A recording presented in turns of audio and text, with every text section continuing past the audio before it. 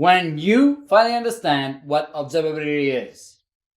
If you haven't watched our video on SLI, SLOs, and SLAs, you should do that first. So you're moving to microservices, and you now realize that you must have a proper way to track request flow and see how those microservices interact, find bottlenecks, measure error rates and failure. You must be able to recover in case something goes wrong. How do you find your critical microservices? How do you track the flow of requests between a dozens, maybe 2 dozens, or even hundreds of microservices talking to each other? That's when observability shows up. You can obviously think of observability as the evolution of monitoring, but with granular visibility specific to complex distributed and microservice-based systems. It makes the system observable. It usually has 3 key types of information. So let's take a look at the 3 types of key information pillars. The first one is structured log. That means your request logs, HTTP logs, debug logs, usually pretty vast amount of unstructured data that you're collecting throughout your system. The second piece is also metrics, and that's effectively what you would be using to track your service level indicators. Things like rate of queries, latency, load, failure rate, etc. The third piece is tracing, and traces track the flow of queries via microservices throughout the system with time and metadata. So you can effectively follow the flow of the path of data and queries between microservices. So if the microservice on billing talks to payment, talks to your user microservice, all that flow of query can be traced. And if you see something going wrong along the way, you can pinpoint exactly when and where. Distributed tracing tracks requests across your system so you can ideally track the flow of data, but it also measures the performance and failure rate.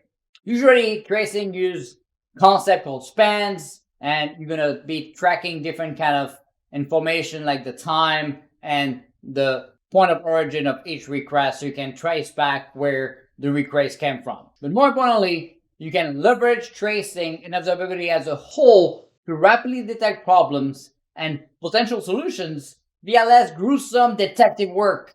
That could be things like removing nodes from a load balancer or removing an entire unstable cloud region, for example.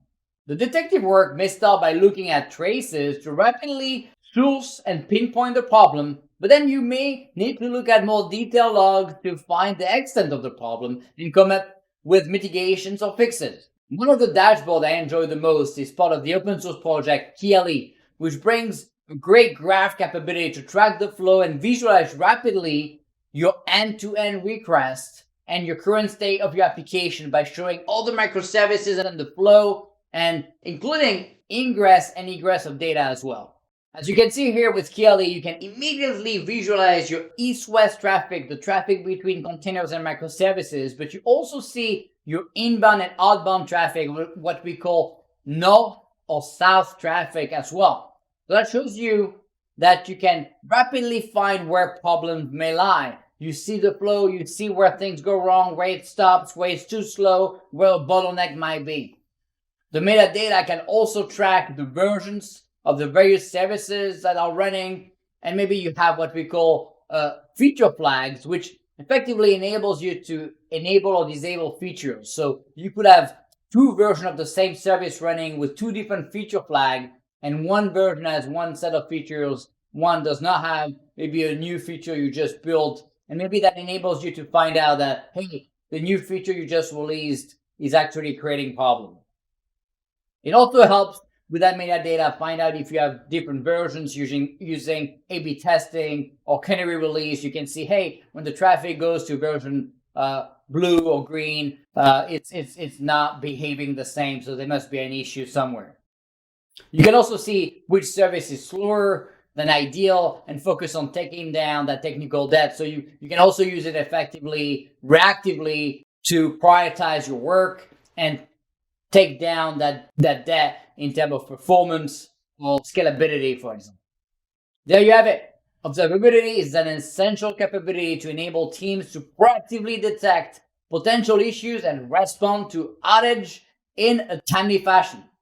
More importantly, it gives you the ability to leverage visualization tools to see your real-time traffic and better understand your service and data flow. For cyber teams, it's a dream come true because you have now a real-time visibility of pulse, protocol, and the flow of traffic. Long gone the manual documentation that we see with traditional authority to operate and compliance documents stuck in time. You get a live dashboard to see exactly what is going on.